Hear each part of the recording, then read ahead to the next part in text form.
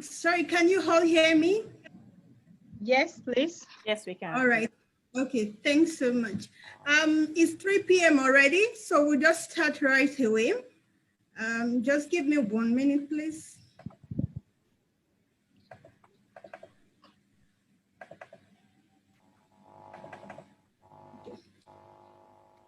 Okay. So we'll just like I said, we'll start right away. So I'm sure we all know why we are here. But just to also state the reason why we are here to celebrate the International Day of Women and Girls in Science, organized by 3 different bodies: Tech Girls Club, Success Waymarks Foundation, and American Corner. So you're welcome. From the registration, I see that we are from different parts of the world. We have people that are from Ghana, from Cameroon, about 10 different countries. So I've just tried to represent everybody on this slide by speaking each of our languages. And so for people that are from the northern part of Nigeria, I say Sonu de Zua. For people that are from the southwestern part of Nigeria, Ekabo. For people that are from the eastern part, Indewo, Kedu.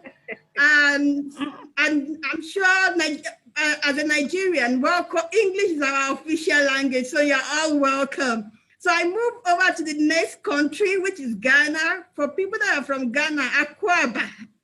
I see some registration for people that speak French. So bienvenue. From Southern Africa, people, Sabona, welcome. Then ciao, that's from people that are from Italy. How is it? I hope I've represented your culture, your language. So welcome everybody, welcome everybody. We are so glad to have you. We have over 300 registrations, over 300 people registered. I'm sure currently we are 33, and I'm sure more will join us. So that's amazing. And we have 2 to 3 viewing centers. We have a viewing center at Only Child College, Ikoyi. So about 50 of them are in that secondary school, and they are viewing from a projector or from their computer laboratory. So Only Child College, we welcome you. Thank you for organizing a viewing point for all your students. And we have another viewing center at Reagan Baptist Girls Secondary School at Yaba. So you're also welcome, all the students that are viewing from Reagan Baptist High School. And we also have another viewing center at Queen's College, Lagos. So we welcome you, Queen's College. It's also exciting to see males register. We have over 93% of females, and the others, about 6% are males. So thank you for registering, even though this event is for females, but thank you for the support. Thank you so much.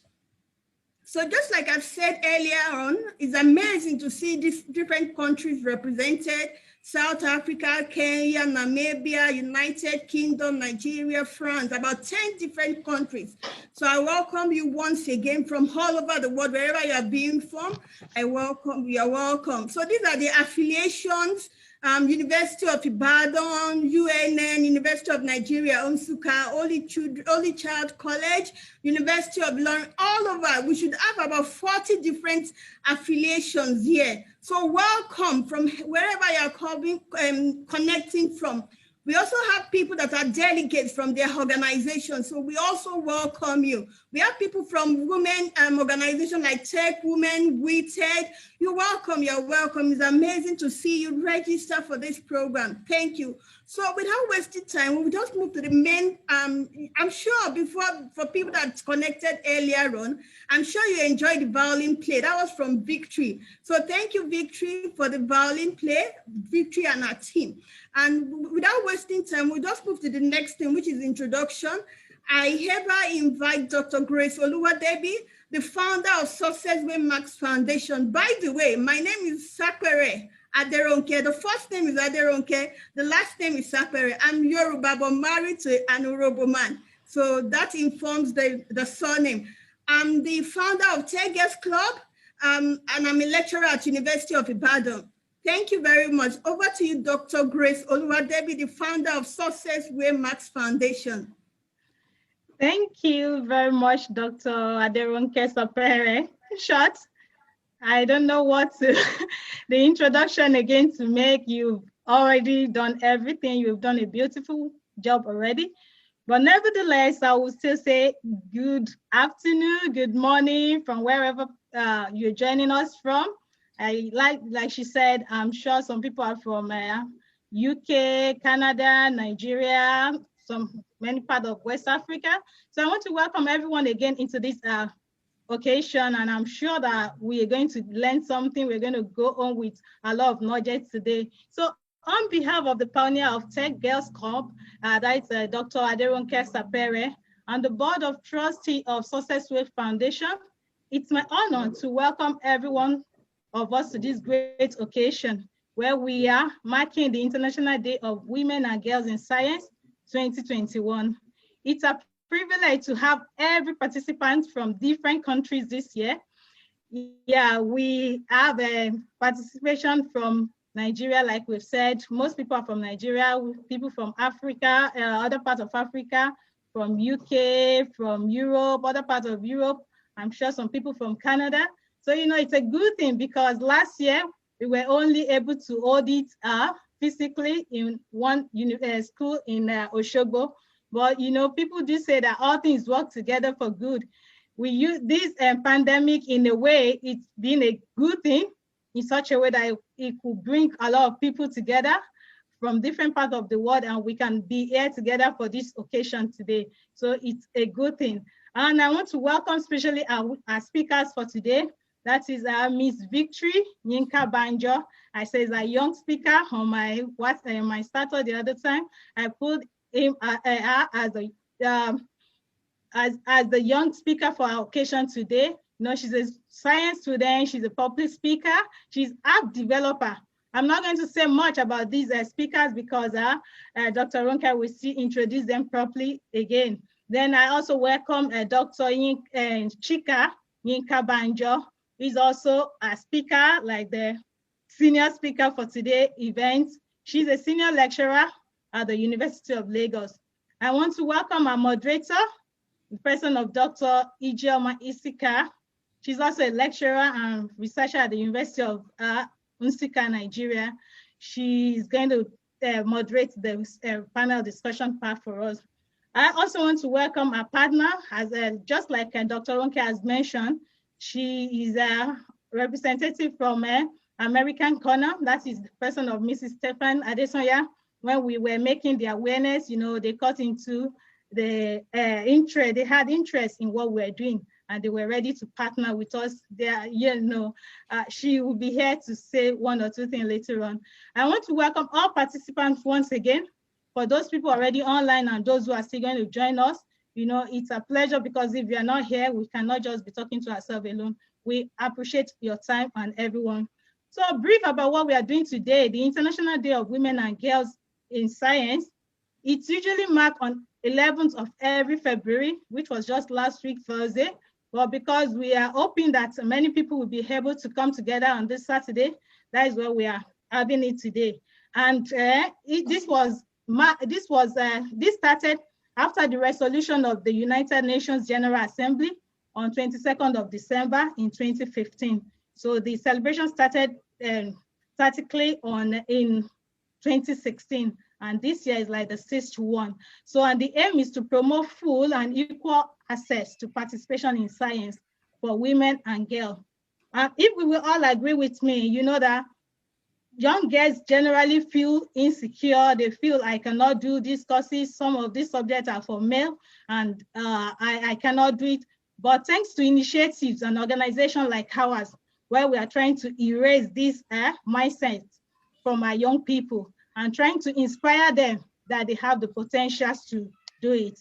Nevertheless, like I want to mention this, it doesn't mean that all the young people will be a scientist. I think that could be what somebody else, maybe as a mother, you will take home today, that you just have to understand your children as they are growing up.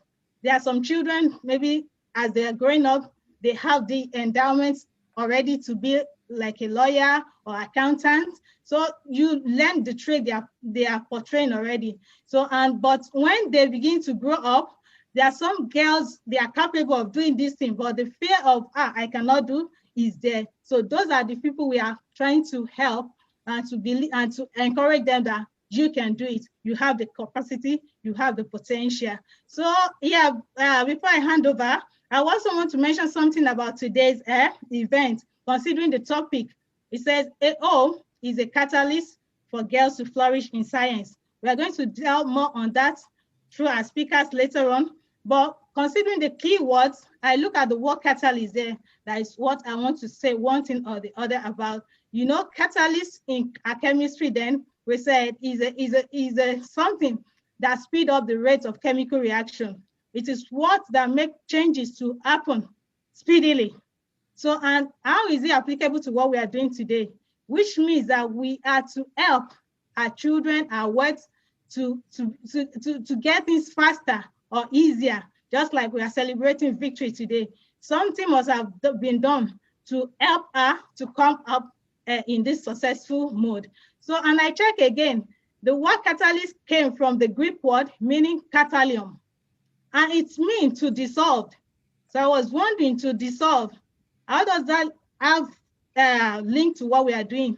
Then I have a thought that to dissolve, we are here to dissolve fear in the heart of our world, the fear of I cannot do it, the fear of inferiority complex, the fear of opinion of other people. Some teachers are just there, they want to pull down your children that, no, this course is for some people, these science subjects, you cannot do it, you are not good enough. But we are there as parents and even ourselves as students to say, I can do it. So catalyst is also a Greek word meaning to dissolve. So you can be sure today that every I can do it attitude or I am just an average student, it's going to be dissolved after we hear the conversation from Victory and our mom. So on this note, I will want to say welcome to everybody. I also said something that when we are making the post, you know, there's this question, is Victory a genius or not? Yeah, why today we're going to hear everything from the horse's mouth. And then, but from my personal opinion, I believe even as a genius, the place of hard work cannot be overemphasized. So you must be hard work in whatever you are doing. And personally, I'm a product of God's grace and hard work. So, and I remember last year when we have the event, the Victory cannot come physically, but she sent a video to us of our programs and what she has done. And I remember then she herself also mentioned the issue of God factor, helping her in all she has done. You know, God factor came in as a student, maybe somebody has already marked your paper and you got 88, and somebody is to enter it in the computer record or wherever, and they enter 68. You can't really query it because it's close to 70, you can still manage it. But when God factor is there, your 68 will even become 88 when they are to write it. So that is why we really need God in whatever you are doing. So on this note, I want to say welcome once again to everybody, and I yield the floor. I believe, I'm so sure that nobody is going to go back without having something important that you're going to learn from this event. So I want to say, stay connected and happy listening. Thank you, Dr. Ronke, I yield the floor. All right. Thank you very much, Dr. Ayomikosi Grace Oluwadebi. Thanks for the welcome message. We're grateful for that. Without wasting time, I'll just hand over to the next person. We'd like to hear a word. I'm sure it's more than a word, many sentences. We'd like to hear from American Space, or American Corner. Over to you, Stephanie Hadesanya. All right, thank you so much. Thank you so much, Dr. Grace, for your wonderful opening remarks. I mean, it was so insightful, and I really appreciate you, telling us and enlightening our audience as to why we are here today. And also thank you so much, Dr. Ronke. Everyone, I won't lie to you, I'm so intimidated right now. I have Dr. Grace, Dr. Ronke, I have our moderator, engineer doctor, and I'm thinking, shouldn't I go and get myself a PhD so I will add the doctor to my own name? Okay. So with that, I'd like to welcome everybody. My name is Stephanie Adesonya, and I'm the director for the American Corner, hosted at CCHub. It is my pleasure today to join Tech Girls Club and Success Waymarks Foundation to commemorate the 2021 International Day of Women and Girls in Science. And so the International Day of Women and Girls in Science is an awareness day, and it's been designated by the United Nations, and it's just in order to achieve full and equal access to and participation in science for women and girls, and to further achieve gender equality and the empowerment of women and girls. And so I know Dr. Grace has said a lot and explained, the reason why we're here and why we are having this program, but I'll just share a few things, and that's like around the world, if you notice, there's an underrepresentation of women in science and technology-related careers. And so in the past, there were very few women in science, tech, engineering, and maths jobs. But today, women hold nearly 3 in 10 of those jobs. And I'd say that's a pretty good improvement, from what we used to have in the past. And so this is one of the reasons why we put together this program, trying to find ways in which we can help remove some of the barriers that women face in fully participating in STEM fields. And so one of the things that I know is that once all of these barriers are removed, these things that are preventing women and girls from actually pursuing careers in STEM, once these barriers are removed, women will do better. And once women start doing better, of course, you expect families to do better, you expect the countries to do better, and the world at large, we expect that the world will get better altogether. And so without saying too much, let me just quickly introduce you to the American Corner. Let me share my screen real quick. Just few things that yes, okay. So the American Corner is, we have American spaces all over, and it's a network of American spaces all over the world. We have over 615, like over 150 countries worldwide, and it's usually a resource center or a space where visitors can learn about the United States through their programs, through their lectures, and different things that they organize in the spaces. And so we usually have them hosted in libraries, embassies, schools, or partner institutions. In my case, the American space is located in CCHub, and it's a partnership between the Public Affairs section of the US Consulate and Co-Creation Hub, which is a tech innovation hub, creating innovative ideas and innovative solutions to Nigeria or the problems that we face in Africa. And so the American spaces are also platforms that provide information and engagement through activities such as classes, clubs, panel discussions, that's this one. That's just a brief intro. And so this is a snapshot of what we do at the American Corner, hosted at CCHub. So we provide resources, free resources, let me put it. We provide free resources to our audience or members of the American space. And so we provide laptops, we provide free internet access. We have a physical library that is located at the American Corner, where you get books on tech, books on entrepreneurship, business development, all sort of books. We also have an e-library USA that we can provide you access to, and so you can connect to. I know we have a lot of academics in the house, so people for professors, doctors, engineers, from different institutions, and so this is a valuable resource for you. The e-library USA, you have access to theses, dissertations, research work, and they're all free. You can download them. You don't have to pay. And so if you're doing research as a student in final year, you can get access to, lots of research work, to reference. And so we also have clubs at the American Space CCHub, and we have Education USA. And so we try to promote study in the US, whether undergrad study or postgrad. And so those are part of the resources that we provide, and all of these resources are free. We also provide programming, training workshops, film show, panel discussions, seminars, all of them free as well. We also have a maker space located at the American Corner in CCHub. We have 3D printers, 3D doodlers, making Lego Mindstorms for robotics, and all of these things are accessible to our members, and they are all free of charge again. And so moving on, we have a very active STEM club, which is the only club I will focus on because of the reason why we're here. And so in our STEM club, we usually meet every week. Although due to COVID, we haven't been meeting, but once COVID is over, we continue with our STEM club, and we usually have robotic classes, coding classes, artificial intelligence classes, 3D design, modeling and design classes, and so on, just to cover areas in science, tech, engineering, and maths. And so anyone can also join our STEM club. It's free and open to everyone, and you don't necessarily have to be a science student or from a tech STEM background to be or join our STEM club.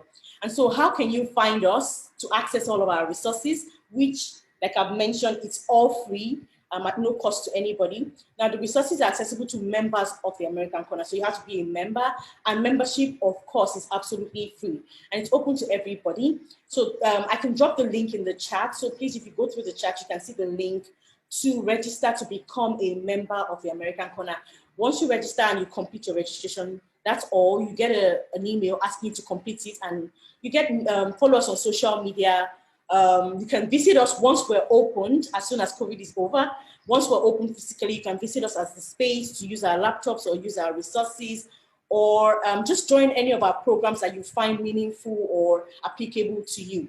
And so that's just a summary of what we do at the American Corner CCHub and what it's all about. I look forward to this program, and I want to thank our partners or the conveners, Dr. Grace and Dr. Ronke, so much for putting this fantastic program together. I look forward to learning as well. And if you have any questions for me regarding the American Corner, you can put them in the chat. I'll be happy to respond to them as we go on in the program. So thank you so much once again. Thank you very much, Dr. Stephanie Adesanya. So you're ready? Since you said you're surrounded by many doctors, so I think I can just call you a doctor. Honorary doctorate. And she's also an engineer. She's also an engineer. Her first degree is in chemical engineering. So thank you very much, Engineer Dr. Stephanie Adesanya. So we just move over. We just move over to the next thing. We have a short video. It won't take much of a time, 5 minutes, and afterwards we move over to the main reason why we are here. I will now hand over to Dr. Ayomi Grace for the short video. We want to, before we go to the panel discussion, we want to know who Dr. Chika Yinka-Banjo is. We want to know how she has impacted our girls. Yes, so that's what the video is all about, just for 5 minutes. Thank you. Over to you, Dr. Grace. Just 1 second, I'll put it on now.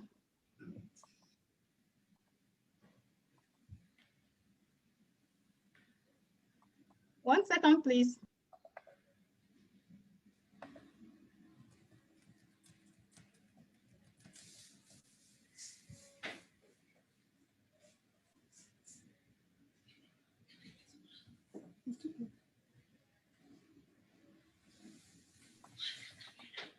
Dr. Ronke. Yes, please. Please, can you just move to the next item, then we'll bring it in. All right. Sorry about that. I need to look at where it is. No, it's fine. That's not a problem. So we'll just move over to the next thing, on the item. So Engineer Dr. Stephanie, I think you are the one, you're supposed to come in next, introduce our moderator and the guest speaker, the panelist. Okay, awesome. All right, let me just share my screen real quick. Okay. Can everyone see my screen? Yes, we can see your screen. Okay, awesome. All right, so it's my great pleasure to invite our moderator and our panelists for today. And of course, I will start with Engineer Dr. Ijeoma Anarado-Ezika. Now, you see why I'm intimidated. Engineer Doctor, one person. Okay, I will get my own soon. Like, they give me the honorary one, so I'll take it. And so, Ijeoma holds a PhD degree in electrical and electronics engineering from the University College London. She is also the co-founder and CTO at MAMI Nigeria. And MAMI is a startup which provides maternal health literacy mobile solutions. Ijeoma is also a 2018 fellow of the US Department of State Tech program called the Tech Women. And she's also a 2020 MIT ETT fellow. She's a lecturer at the University of Nigeria, Nsukka. So with that, welcome, Engineer Dr. Ijeoma. Now move on to, you're welcome. I'll move on to Victory Yinka-Banjo, who is one of our panelists today. Now, Victory Yinka-Banjo is a 17-year-old public speaker, an app developer, an ambassador for South African Airways, and a student ambassador for the Technovation Girls International Coding Community. Victory recently graduated secondary school at Princeton College, Surulere, as a member of the class of 2020. She sat for 5 external exams, both national and international, in 2020, and she scored within the top 1% of those who wrote these exams. Permit me as I navigate the slides and also read out the profile. Now, these scores include 9 A1s in WAEC, all A1s in the International General Certificate of Secondary Education, Cambridge IGCSE. She had a 1,540 over 16 in the American Standard Aptitude Test, SAT. She had a 335 over 400 in the UTME JAM, and she had an 8.5 over 9 in the IELTS examination. Now, Victory has inspired many teens like her to strive for greater heights in academics, and this is a view of our profile, all that I just mentioned. You can view it right here on the screen. Victory is also a recipient of many awards. In 2017-2018, she won the National Travel Essay Competition and South African Airways Essay Competition. She's also a speaker of the 2018 Association of British Travelers Agents and a 2018 Save Our Women Girls Conference. In 2019, Victory and a team of 3 other girls were, one second, please. In 2019, Victory and a team of 3 other girls were regional winners, Technovation Girls Challenge of the entire African continent. Victory has started her own coding club where she teaches MIT App Inventor to other teenagers interested in coding for free and recruits young girls to venture into the Technovation Challenge. Now, outside of academia, Victory loves to play the violin and volunteers as a lead service director at the Teenagers Church or House on the Rock. She absolutely enjoys everything she does in school and out of school. She's currently applying to universities in the United States to further her education and pursue her career path of becoming a bioinformatician. All right, so we've met Victory. I will move over now to Victory's mom, Dr. Chika Yinka-Banjo. Now, Dr. Chika Yinka-Banjo is a senior lecturer and the head of AI and robotics laboratory at the University of Lagos, Nigeria. She graduated with a distinction in Masters of Computer Science from the University of Port Harcourt. Afterwards, she proceeded to African Institute of Mathematics, South Africa, for a postgraduate diploma. In 2015, she graduated from the University of Cape Town with a PhD in computer science. Dr. Chika Yinka-Banjo is involved in the worthy cause of advancing women in the STEM discipline and has given talks in different women fora. She has mentored a couple of girls, including her teenage girls, in robotics and computing. She's a recipient of many awards and grants. Some of these awards include AIMS Alumni Small Research Grant from AIMS South Africa and IDRC Canada, L'Oreal UNESCO for Women in Science Fellow for Sub-Saharan Africa, MIT ETT Fellowship. She's also one of the 200 most qualified young researchers to participate in the Heidelberg Laureate Forum, Germany, amongst others. She's happily married and blessed with wonderful children. Victory refers to her as her backbone. And with that, I will hand it back over to Ronke to lead us into, all right, Ronke or a moderator to lead us into the discussion. Thank you. Yeah, thank you very much, Stephanie. Thank you. I'm sure we are all wowed with that profile, right from our moderator, the only engineer, Dr. Ijeoma Anarado-Ezika, to young Victory, and to Dr. Chika Yinka-Banjo. But before Ijeoma comes up next, we would like to play the video. Dr. Grace is ready now, just for 5 minutes so that we can know more about how Dr. Chika has imparted our girls and our students also. Thank you very much. Over to you, Dr. Grace. All right, thank you, Dr. Ronke.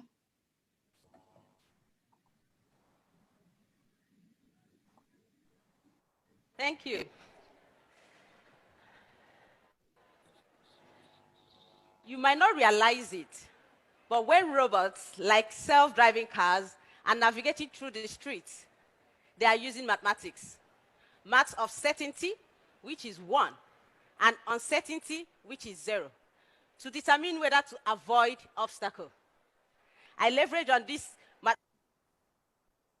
mathematical tool for solving real-life problems, models that deal with uncertainties. You don't know where you're going to meet and what you're going to meet on the road. I began studying this when I was at African Institute for Mathematical Sciences, otherwise known as AIMS, when my own career path was not so certain. I was married, and I had 2 children. I was in a fix. I asked myself, should I continue in academics, or should I go into the industry? Or could I even do any of these 2 at all? Because I was pursuing my master's degree at that time. Then I needed to acquire a skill to pursue my PhD. AIMS taught me how to use mathematical models to solve real-life problems, and gave me a platform that brought my career life and my family life closer together. I cannot say that I lead a balanced life. However, I am not losing touch of being a career woman and at the same time being a mother. Balance here is like riding a bicycle. It is never static. As long as you keep moving, you are balancing, as long as you don't fall. Many young girls in science have been given the wrong certainty, telling them that science is for boys and not for girls, that you cannot even have a career path and a family life at the same time. But most of life on its own is between 0 and 1. Having my children never stopped me from pursuing my career. Rather, it's motivated me. My children actually became my source of inspiration. They became my source of perseverance. They became my source of patience and my source of resilience. In fact, my children became my first classroom. There's something we do at home during the holidays. My girls and I will sit down in the sitting room and solve Python programming language coding. We call this morning tea. Now, we sit down, we use our laptops, we brainstorm together, we use Udemy videos as tutors, and we discuss. We have always been growing together. And at this point, I am bringing this approach to bridge the gap in Africa, to tell young women that they are welcome in science. The 2 pictures you see on the screen are examples of elimination of obstacles. Obstacles of gender, obstacles of culture, obstacles of mathematics, and obstacles of insecurity. The first picture on the left shows some girls in computer science department, University of Lagos, who never believed that they have the capacity to build a self-driving car from scratch. But guess what? They did it. The passion was there, just as simple as giving them my office space as a start. They formed a team, and now they are called the Code Angels. When they started working together and growing together, they realized it is not rocket science. It's only what? Robot science.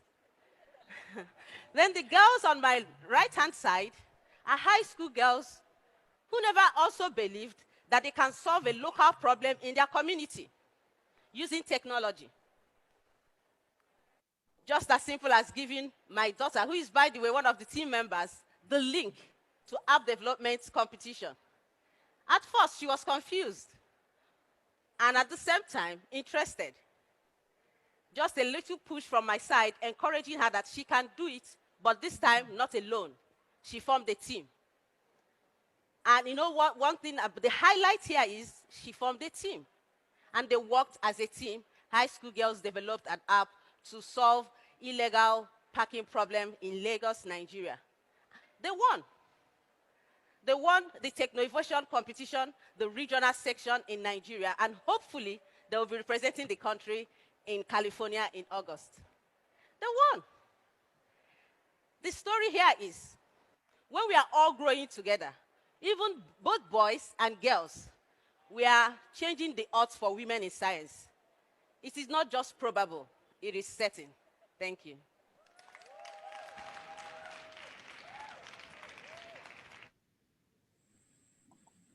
So thank you, Chika. And you not only thank you very much. Thank you very much. That was a video anyway. But yeah, I'm sure we are all inspired. I'm sure some of us had goosebumps as we were watching. And yes, and we are now set. We want to hear from Dr. Chika Yinka-Banjo and Victory Yinka-Banjo. So I'll just hand over to the moderator. I think my task for now is over. I'll come over later on towards the ending. But yes, I'm handing over to Ijeoma, the holy, powerful engineer and doctor. Over to you, IJ. I've heard a lot of that today. Good afternoon, everybody. I hope you can all hear me. I want to say a big welcome to everyone, and thank you so much to the ladies for inviting me to moderate this event. First of all, I want to say a big congratulations to Dr. Chika. You know, you're my big mentor. We talked a bit last year when I was applying for the MIT ETT fellowship, and thankfully I got it. I want to say congratulations to you, what you're doing with girls from your family, and you have inspired a lot of us. It's a big congratulations and thank you for what you have achieved in the tech space and how you are passing that torch down. And to Victory, I wish we can see your video, Chika. Chika and Victory, your videos are off. We want to see, yes. Victory is up now, Chika. Victory, I'm sure you have heard a lot of congratulations lately, but specifically, again, I want to say that I am very, very proud of you for, you know, that spirit of community. You just don't hold it back. You always want to take people around you to achieve what you have already achieved. And I want to say a big thank you to you for that. I saw that you're doing the Learn at Home program where you're teaching kids how to sit for exams and pass on the radio. I'm very, very, very, very happy to see that. And I want to say a big congratulations. So without much further ado, I want us to go straight. I want you to talk, because it's about you guys today. It's about Victory and Chika Hamon. So let's go. Let's start with you, Dr. Chika. As you can imagine, a lot of, by the way, most of the questions that I have here, we try to compile them from what the expectations of people when they were registering for the event. So obviously we weren't able to take everybody's question, but we try to be as vast as possible. And feel free to use the chat section to ask more questions, and we will try to attend to as much of them as possible. So we'll start with you, Dr. Chika. As you can already imagine, everybody wants to know, was Victory born a genius? You know, was she working at 6 months? Was she talking at 1 year? Solving morning tea at 2 years? Tell us, what was growing up like for Victory? Wow. I think we have an echo there. Are you guys together? You have to mute. Yes, you have to mute. Yeah. Thank you so much. In fact, I'm already blessed. Do you know that video? I've not watched it since I finished that program in Canada. Can you hear me? Okay, cool. Yes. Can you hear me? Yes. I'm already blessed. In fact, do you know, watching that, and I asked myself, did I really see all of this? So, Dr. Ronke, I don't know where you fished that video out from, but you have motivated me again, I'm telling you.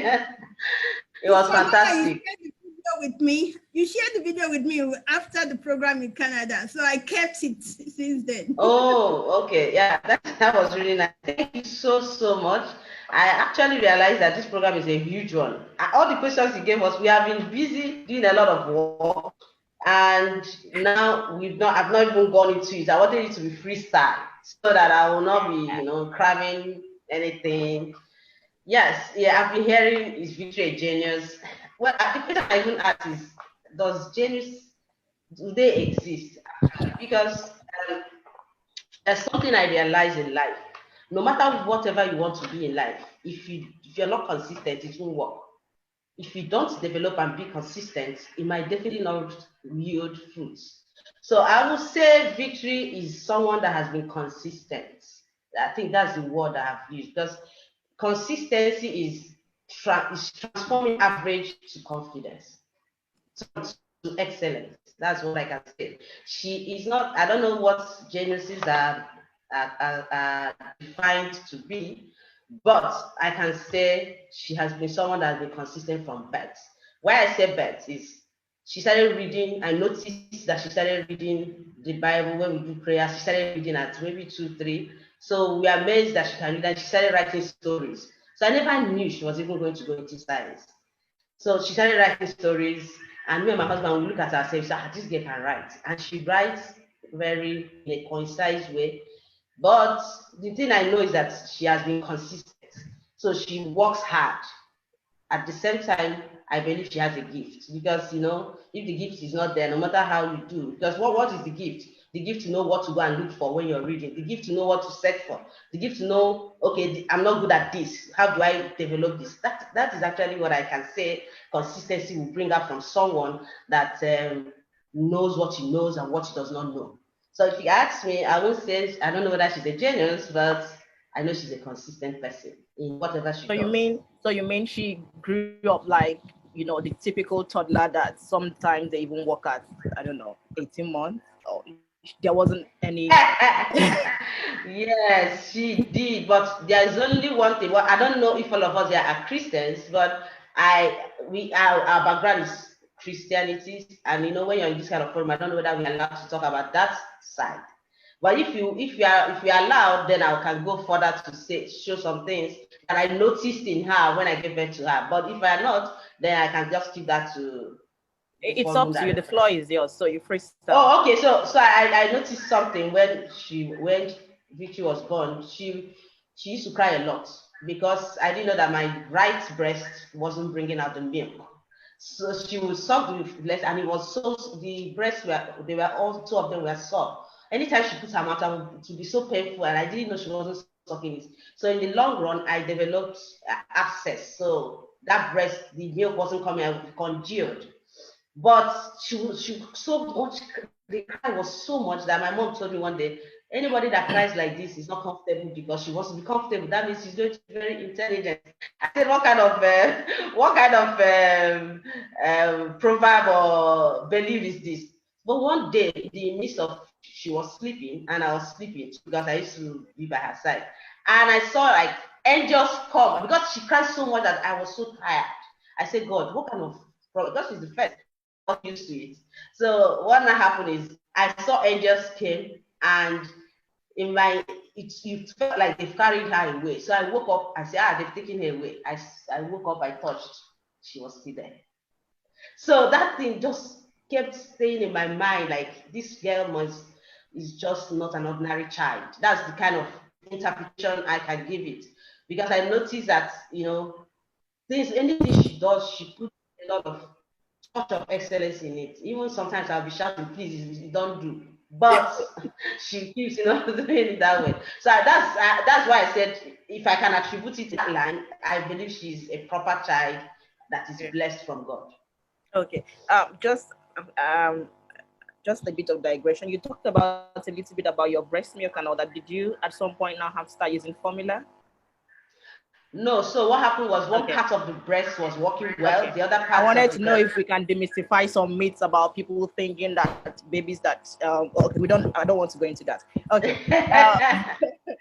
Okay, so let's look at a bit of, you talked about a gift, right? Now, do we attribute this gift to family history? Would you say that, you know, your family or her daddy's family, there has been that history of very smart people, high achievers?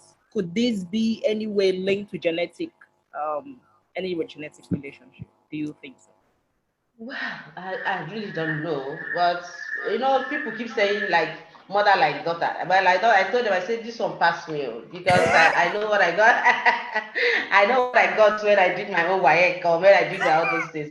There are some exams I can't even take right now. So, but the thing is, well, I think we are trying. We're not doing badly at home. My husband too is someone that is articulated. So I think she has some genes, and the highest should be grace of God, if you ask me. It should be from above. Plus, because God deposited in us different gifts. So our own, she has on time, and we saw that she had on time at the same time. So I think for us to even notice that too is God's gift. That we channel the effort that, hey, this girl has this gift and she likes this line. So that's what I would attribute it Thank to. you. That is God's grace. Yeah. Okay. So let's move to you, Victory. Your mom has said that you have from childhood you've loved reading and writing, but can you just walk us through what your childhood was like, just briefly, as much as you can remember? Hi everybody. Hi everyone. So I don't really remember my childhood, to be honest. I just remember the stories I was told, so the stories that my mom has shared already. I do remember going to a school, like I started at New York State Baptist School. And I remember I was never first position. I was always third or second. And there was this girl that was always like ahead of me, but then we were really good friends. So I remember I was always like pushing to be first position and stuff. And I mean, I don't really think it was a competition that made me want to be better. I think consistency, like my mom said, is just something that has always been a part of who I am. So after New York State, we actually lived in South Africa for some time. So I went to an American school for when I was about 8 to when I was about 12. And I think that school really did help me think more globally, or it exposed me to so much more than what a lot of Nigerian schools confine students to. So those 4 years of my life were definitely very pivotal for me because I learned a lot from people from different parts of the world. And I learned a lot from another curriculum. I wouldn't say I have anything against Nigerian curriculum or like that's not what I'm saying, but I'm saying that that exposure is really, really important and is really, really necessary because seeing other people excel, even outside of Nigeria, was very motivating for me.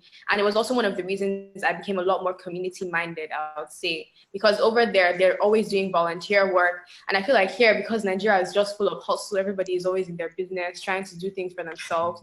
So that was kind of, a moment where I grew a lot, and I think exposure is really, really necessary. For the stories my mom told, from me writing and reading the Bible at 2 or 3, I really don't remember, but I know the stories. I believe the stories, obviously, and I think it's amazing to know that I was able to do that at that young age. Okay. Yeah, I like the exposure part. Maybe we'll come to the school aspect much later. So let's talk about you in sciences. At what point did you really know that you were interested in science? I actually don't remember tracing it to a particular time, but I think I like discovering things, and in science you're allowed to discover a lot. So in GS3, they ask you to go to either science, commercial arts, especially in Nigerian schools. And I really did not want to go to the art department because I'd rather like solve or do calculations or, learn about DNA than have to cram a bunch of dates for history. But then I also love learning new things a lot. So in my free time, I actually spend a lot of time on YouTube watching random videos about random scientific facts. And I think it's really fun just to know things because I don't think knowledge is never wasted. So I think knowledge is power. And that's the thing about science. Science never stops when it comes to knowledge or knowing things, because as a scientist, you can always contribute to furthering the body of knowledge that is in science. And it's not something that's going to end in the next 100 years because there's still so much we don't know. So why not, be part of the people who are making us know? I think it's really cool to be in that field or in that line where I'm not just learning things for myself, but learning things to better the world or to improve or solve a particular problem or to improve an area of research or that kind of thing. It's not something I can like trace to a particular point in time. I do remember enjoying experiments and seeing things and enjoying watching YouTube videos about science, but that's pretty much how science came about. So it was just a natural flow. It wasn't like, okay, now I'm in science. Yeah, it was a natural flow. It wasn't like, oh, this day this happened and that was the aha moment. Okay, back to you, Dr. Chika. Victory has mentioned a little bit about the schools that she went to and the exposure. And I want to hear what you think about the choice of schools. Do you think it played she had already said that it did play a big role, but I want to hear your side of the story because, we always have, especially for young parents, you get through this stage of the more international school is or the more the school fees they pay, or a lot of factors come into play in our choice of schools. What do you have to say about the schools that our kids go to, and I don't know, the impact it has on them?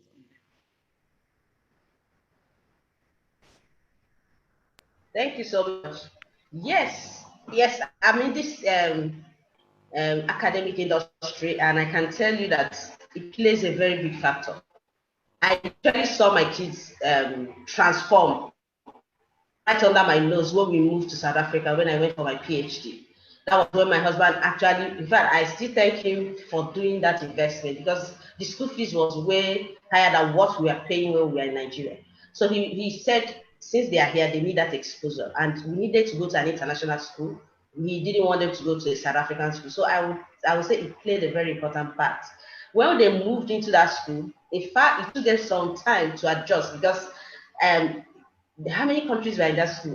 There were more than 20 countries that were in that international school, and it's called an American International School of Cape Town. If you know about American schools, every country has one. We have one here in Nigeria, in Ikoyi, very, very expensive. But they went to the one in Cape Town, which was lesser than what we are paying here in Nigeria. So that money was too big for me because when my husband said, no, okay, we have to put them in a school where they will be more exposed since we are already here. I said, we can't go to American because it was the highest. I said, maybe we should try the British school. That one was a little better. At least we can look at our finances. Well, it wasn't coming from me, lecturers. So it was actually coming from him. So he said, no, let him give his children the best at this time. And I still thank God for that. That was the transformation that came. They were doing well in the schools they were in Nigeria. But when they got there, they started from mannerism. They changed the way they talk. They will talk, people will tell them, you are shouting so much. That one too is one. There are a lot of this, that's how we do in Nigeria. If we don't scream it, we don't think people are hearing us. So a lot of things changed. And not only that, they were still topping the class. That means they had that gift because when they were here, they were doing, like she said, top 3. She was there, she was number 1. They used to put her name on the board. There was a room that is designed for excellence awards. They put her picture as a principal on a row. I never knew because I was busy doing my PhD. People used to call me. I made so much friends from them because people were like, so this is the mother of this girl. So I didn't even know she was making all of these waves there. So I would say it transformed them. A lot of things changed. They do a lot of presentations. The way they study is different. They do different curriculums. They do a lot of sports. So everything changed. Their mentality changed. In fact, when we are coming back, how old was Victory? How old was Victory? Victory was 8. The youngster was 6. So I guess it was like a primary school. Yeah, but she did secondary school. So after primary, she entered JS1 before she finished JS. So the equivalent of JS1, she did it there too. So she was in primary all the way to JS1. That's the equivalent of JS1 in Nigeria. Before we come back, but the good thing that happened is that that particular change that they got there never left them. They kept moving on it, and they were in touch with that. And you see, that's what helped her in the way she reads, the way she does things, and the way she does research. Because she started doing research, you know, they give them assignments, you go and search it out, you do all this. If you that kind of school might exist in Nigeria, but it will be so expensive. But that kind of school change children. Let me tell you, environment matters. People here, the problem we have in Nigeria is that we have a lot of community schools. Nobody wants to bring out money for education. And sometimes it tells on our kids, except those that are super talented, that put in a lot of effort on their own, that shine bright like that. So I'm very sure. I'm very sure that those. Can I add something? Definitely, we know those. Okay. Sorry, can I add something to that? Yeah, please. Go. So I just wanted to say that the school that I went to in South Africa was above average in school fees. So I'd say it was, you know, it wasn't the most affordable school. But I don't think that you have to go to the most expensive school to be to excel. I know I have a lot of friends, and I think most of my closest friends went to public schools. I know someone from King's College who's on a full scholarship in America. I know someone from a public school in Imo State who's going to Columbia University. So I think that even if you're not able to afford that kind of exposure to go abroad or to go to another kind of school, it really depends on how far you're ready to push yourself. I'm privileged enough to have parents who are ready to push me that, okay, you need this exposure. But because of how digital the world is now, everything you need is online, it's virtual. I mean, those people that I know, they were taking classes online. They were just like getting attuned to the world around them, even from a public school in Nigeria. So our environment here can be limiting, but it's not impossible to excel, even when you're not going to some American school or some international school. So I thought I should throw that in. Just in case. You really took the question out from my mouth, because I wanted to ask, you know, let's face facts, reality. A good majority of us, like, you know, now lecturers, it's very hard to afford those type of schools. And even when you can afford them, they may not even be in your immediate location. So do you have any thoughts on what we might do to still, I know Victory has talked about going the extra mile to learn, to use virtual resources, but what do you think, Dr. Chika? What can we do differently for the kids? Yes, so when we cannot afford those type of schools?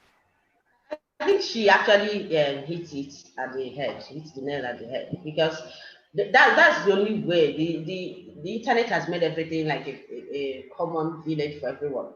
So it's having access to the internet. That's why if you notice a lot of schools going on online right now, people just donate data, use this, because data is, people say it's data the new oil. We might try to go into that line to find out, because that is where everybody is on. Our internet is giving us all that we need. Most of the things that we need. A lot of classes are going online. Like the first speaker said, we can just meet like this because there is internet. If there's no internet, we won't be able to be doing this conference meeting like this. And COVID even opened our eyes. This thing has been existing, but COVID pushed us. So the thing is, sometimes you see people, like what I said earlier before she interjected, what I said was, you get people from different schools that are not in that type of school that will get into what they want. But because they've already developed, they have this gift and they have the passion to push it.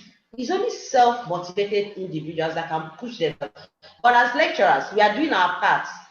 Like, you know where we are. We try to do what we can to move these girls, to show them that these are the things that are available. If you don't know, how will you even be able to go in? So we try to show them that this is what is available. How can you tap into them?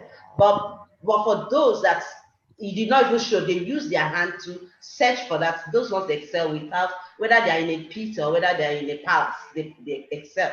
But for those that you need to do, some people need some push to be able to know this is it, and I'm going into this. Because not everybody does not have the same makeup, the same gift. So we lecturers, like you said, we do what we can. That's why we reach out to companies, and I'm so glad that I'm meeting American Space today. Right. Engineer, Dr. Stephanie, very nice. I've already started signing up because we need you guys. We need collaborations. I've been trying to write letters, help us to do this. Because I have this lab. Getting funding is issue. We get small people, but maybe put this in as Big Brother Nigeria now. Come and see money coming out. I don't get it. We need to balance it. I've been shouting. Is there a way we can use academics as reality show? I mean, neat.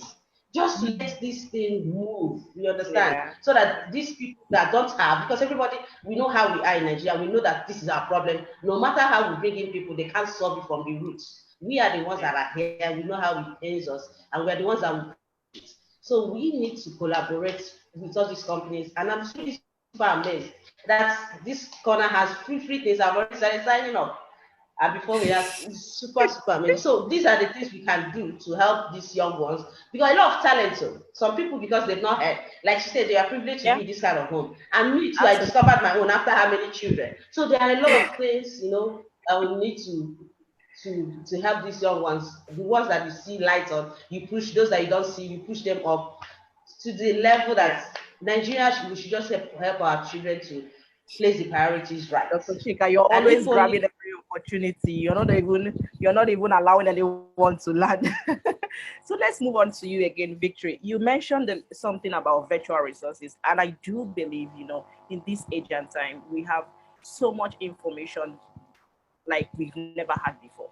But the reality is that, for example, there are schools, young students here in secondary school. Many of them have phones at home, they have internet.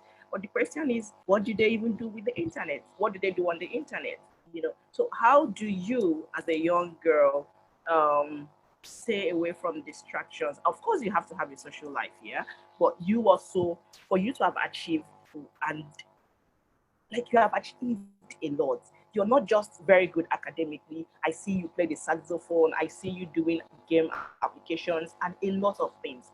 How do you stay, focused? How do you kick out? Avoid distractions, especially social media distractions. I think that a lot of people don't have the right kind of role models these days. So I think it's the kind of people I look up to, or the kind of people I try to surround myself with most recently. And I think that everybody does get distracted, or everybody just does go off course, because I know I have defaulted in a number of ways, and I know I have gotten distracted and done things I probably shouldn't have done. But the thing about distractions is that you just have to make up your mind to tone them out or to tune them out. I think it takes a certain level of discipline. So like me, there was a period of time where I just deleted WhatsApp, deleted Instagram, deleted social media. That was temporary, but that's because I had particular goals in mind or particular goals in sight. And sometimes it's necessary to make sacrifices, necessary to prioritize what's really important and what's taking you towards the goal that you have in front of you, or the goal that you have in mind. And I keep my goals constantly in sight. I know what I want. I don't know everything I want, but I have short-term goals and a couple of long-term goals too. So if a particular thing is not putting me on that path or not taking me there, I just cut it off. And that's not something I learned just overnight. It's still something I'm learning, and it's something I recently learned, honestly. So I think practice makes perfect. Everybody knows the difference between good or bad.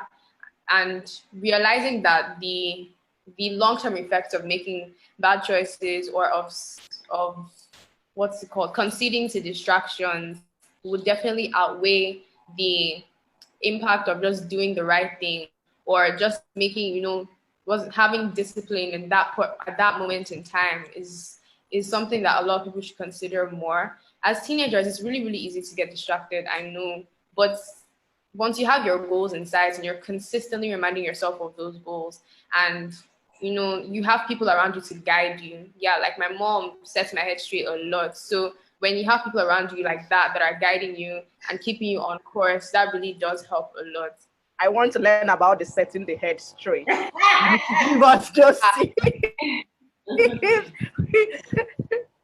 tell us, how did she set the head straight? Tell us. There have been a couple of ways. My mom, there's sometimes my mom doesn't really. I think when I was younger is when I used to get spanked or slapped and all. But now that I've grown older, it's more like she would just talk to you and you feel bad because I should know better, or I've gotten to this stage of life where I shouldn't be getting shouted at by now. So my mom has a way of getting to you. She reminds you of all the things you did back then. She bring it back at that moment. And then when you remember, when she compiles everything, you'll not be like, am I this bad? And then you have to check yourself. So you have to check yourself. And then it's, at that point, you'd be like, just want to away and you think that, you know, your parents doesn't like you, but it's never that. That's never true. That's never ever true. My mom and I get along really, really well. I talk to my mom a lot. And there's some times when we don't talk at all, especially when she scolds me. There are really days when I just don't want to talk to her. And that still happens regularly, but it's necessary. It's necessary to be scolded, especially because I'm still growing. I know I'm still going. I know I'm still going to make mistakes, and I still do make mistakes. But the scolding is definitely there. Definitely there. So a little bit about the plan. You talked about short-term goals, long-term goals. So do you like keep a diary? Do you have any special things that you do to keep yourself in check? Yes. So I always have a to-do list book. So I write down to-do lists for, let's say, every week, for every day. So maybe on Sundays, I know what I want to achieve that week. And then also at the beginning of the day, I'm like breaking those things down to specific days I want to do them. I have another book where I write down like New Year resolutions at the start of the year. On my wall, I have sticky notes with goals on it. So when I was preparing for my exams, I had like 9A1 stuff on my wall. I had all the goals I wanted to achieve in those exams. So I was regularly seeing them. And I mean, it was there to be a motivation. I mean, there were days when looking at it made me angry because I was just tired of studying. But there are days too when it does drive me or it does keep me going. In terms of long-term goals, those are things that I also write down. I write down like long-term goals basically at the beginning of the year. So every year is like just a good time to refresh. Sometimes at the beginning of a month. But yeah, I do keep one small book for my to-do list and then one other book which is just like a diary where I have long-term.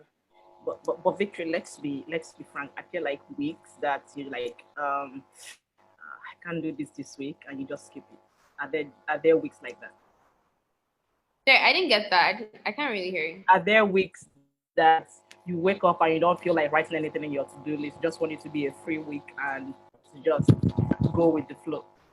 Yes. Yes. Yes. I just don't want to feel bad. I'm looking for a partner. Oh no, of course. I mean, everybody is human. Nobody's a robot. Like my classmates used to ask me, "Do you have an off switch?" And I was just like, no, I get tired a lot. I mean, there are days when I just want to sleep. There are days when I just don't want to do anything. And there's some days I just allow myself to rest because we cannot come and kill ourselves. Like life can get really, really stressful. But then on the days when you have that energy, I think doing the most that you can is good. Like making optimal use of time is really, really important. But like my mom is the one who encourages me a lot to rest. Because when I don't want to rest, she say, just sleep. When I sleep and I feel bad for sleeping because I knew I had to do something, to say, but you needed the sleep. And I mean, sleeping is underrated because a lot of people think being sleep deprived is cool, or being sleep deprived means you're busy, but sleep deprivation is unhealthy. So yes, there are definitely days that I do take time off and I just rest because it's necessary. It's not a do or die. Sure. Thank you very much. Participants, please feel free to share your views. Let us know if you keep diaries or if any questions that you have. Please, I want the chat section to buzz. So let's back to you, Dr. Chika. You mentioned something about morning tea during that video. So we wanted to know, Victory she has mentioned some things that she does, the school, we see that it has played a role. Now we want to hear from you. What happened at home? When they were growing up, did you have rituals? Were there? How do you instill these virtues? Listening to a young girl like this talk like I don't even know. Tell us, in the home front, what were the things that you can remember that you did to try to instill these virtues in your kids? Okay, thank you so much. Yeah, so I've already said this once when Victory won this award of taking me. They said she must come with her parents to South Africa for a treat. South Africa Airways gave her a treat. I said, of course, I'm the one going. So she took me and they were interviewing me there. I said, how did you do it? I said, I've actually not sowed any seed that is beyond normal. And I've started reaping. I said, I'm not really sold and I'm reaping. That must be God. Really, the only thing I remember doing when they were very little was get a lesson teacher. That was when they were small. Get a lesson teacher for piano, and when they got to primary 4, they were already independent. Two of them, the two girls, they were already independent. Do you know they were doing homework, doing all those things without my consent? I can tell you that I didn't know anything about Hawaii, about all the exams she did, nothing. The only thing that I know I wanted to bring it was I have a friend, my colleague, that wanted to, that trained kids, morning tea, mathematics. I said, okay, can my children join online? And that was 2016, and they started doing it. And I asked myself, so my colleague is doing this for his kids, and I'm here sitting down. I said, okay, we have to do, and now coding is the end thing. There's nothing you do, no matter the cost. I've told everybody, even if you're reading, doing linguistics, you should know how to use computer. Very soon, it will be that you should know how to program the little ones you can do. So I said, this is something that is fundamental and is coming to Nigeria to settle. So let us start our own from home, the way you used to do morning tea, my colleague, online. So we started the morning tea for coding. So that was really, in fact, when we started that, I realized that these kids are faster than me. I thought I knew anything. We start and the brain was moving fast. So what I can say is that when we got to primary 4, they were already kind of a little independent. Like they would do their homework on their own. I just realized that these ones are already settled, and that was how God helped me, because I started giving birth without doing PhD. But when I took them for my PhD, I didn't see any homework myself. They were doing everything themselves. So they became independent on time. I think that was what saved me. So I didn't do much, and so the only thing I said I needed there was to anything, what actually instilled that independence? Yeah, because I don't know. I will always, I don't even know, because they like I told you, they have been consistent. So they, like, when they come back, they do their homework, they do this, they do that. And we got a teacher which stopped in primary school. See, I never had any teacher. If I even got to where she was trying to do SAT, my friend called me from US. No, no, no, get a teacher for her. She said she doesn't need a teacher. So she read the thing herself. Everything she did herself. Only once she told me she needed a teacher to put her through in computer IGCSE, and that was just few weeks. And the guy told me she's good to go. So that's why I was telling you that when you get children like this, they already know what they know and what they don't know. That's like their freedom for me, and freedom for that. They are not like hanging on anybody. They are like free. But I needed to. Is this for all the other two as well? They Yeah, all she and her sister. She and her sister became independent almost at the same time. The younger one, that one is already in SS3. Two of them became independent almost at the same time because they were like growing together.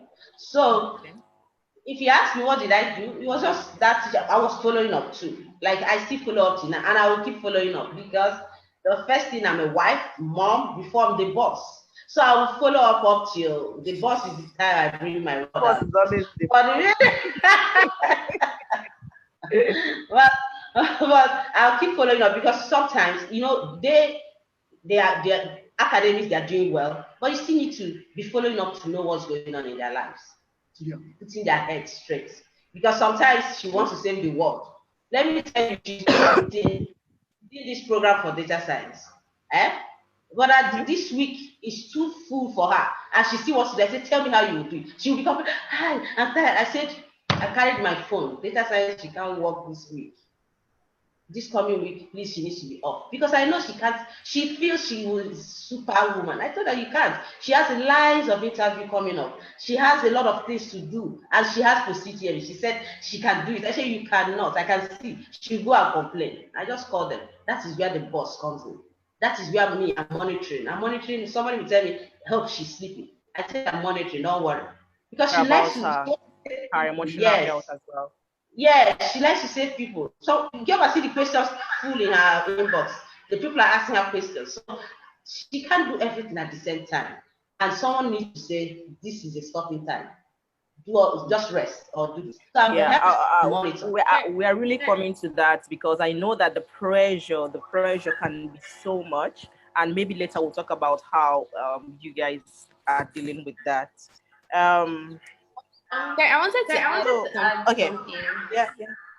Yeah, so my mom said she didn't do much and we just became independent. But I think my parents gave us a lot of liberty. I mean, a reasonable amount of liberty. My parents have never forced us to do a particular thing unless they knew it was like absolutely necessary. I mean, we have to do math, but we don't have to be a mathematician in the future. So I think the reason we became independent is because many parents like try to force their kids to be a particular way or act a particular way. But I really don't think it should be like that. I think parents should know your children's strengths and weaknesses, and then like when you're able to detect those things, or as you're discovering those things, give them freedom or give them the room to grow on their own. My parents did that a lot. Like my parents really just wanted us to be our own selves, and I think that's why we became independent at that time. And then my mom is so encouraging. Like I can't even stress it enough. She's the most encouraging person I know. Like she will hype you to the point where you'd be like, it's only a mom that can do that kind of thing. So she's always giving us like, those kind of positive words that, I mean, even if even if I'm terrible at playing the piano, she'll tell me that you're amazing, keep going. And sometimes you need to hear you need to have that kind of parent that's always supporting you no matter how bad you're doing. So that's another thing I'll say my mom did a lot. I wanted to hear that. Oh, thank you very much. So, Dr. Chika, you can't remember any particular rules, for example, once you come back from school, you have to do this, do that, any regimen, especially when they were kids, toddlers, schoolers. Yeah, it's the lesson, like when they come back from school, we have timetable, really. So they do homework, then the teacher will come at so time, and they will do piano at so time. That was all we had. Then that was that primary level time. Sure. Like I have a younger son now. I'm starting afresh. So that one too is in that stage. So that one is in that stage now, and these ones have left me. So it's like I'm starting afresh. If you talk to them, they will say it's your son. So I've put him in that regimen. I will print, put on the fridge, put on his wall. Before he will reach out, my prayer is let him get to primary 4 and I'll be free. But right now, I'm choked. Okay, so the time is really, really, really not our friend. Oh, someone says, I like these comments from Princess. She says, Chika is a bookworm. So whether you like it or not, people know that you're a bookworm. So apparently the kids are already taking to after you. So Victory, let's hear from you about any challenges you've met so far in your journey in STEM. Because we have a lot of young girls here and we're trying to be as open as possible. So tell us. Sorry, I didn't get the challenges I faced when? In the career, in STEM, anything, do you feel sometimes lonely? There are not a lot of girls, or there are sometimes you feel the math is too much? Any challenges at all? Or people don't give you, I don't know. What do you think? Yeah, I mean, I've definitely faced a lot, and I'm still facing a lot because there are always challenges and obstacles will always come. But I think how we approach them is what matters most. I'll say that in 2019, when I did the Technovation Challenge, I was like at the height of the imposter syndrome. So the imposter syndrome is like something that everybody has, where you just feel like you're not good enough because you're always comparing yourself to people who you think are better than you or who you see are better than you. But what I've realized and what I'm still realizing is that like life is so relative. So comparing yourself to somebody whose background story you know nothing about really makes no sense. So I think one of the biggest challenges I face a lot is comparing myself to other people. But one thing I'm just learning to do is to love myself for who I am and to love myself for even what I've achieved. I mean, everybody's always like all those achievements that people are circulating everywhere. Like a lot of people think it really doesn't get to my head. Like I can literally tell you that my mom will say that I don't really feel like I've achieved anything because I still have so many more goals. And I don't want to have like this false sense of achievement that will keep me from aspiring to be more. Sure. So even though that is a challenge, I think it's also good to give ourselves some credit once in a while. I mean, even if it's just like buying pizza for yourself and saying, yeah, I deserve this. It's good to love ourselves. So one challenge I've faced is not thinking I'm good enough. And another one, I mean, school wasn't like completely easy for me. So there are lots of times that I would have lots of trouble with like further math or physics. I struggled so much with physics, but being able to push yourself or like knowing when you need help. Like my mom said, I have asked her for a lesson teacher when I needed it. even when I was in SS2, SS3 actually.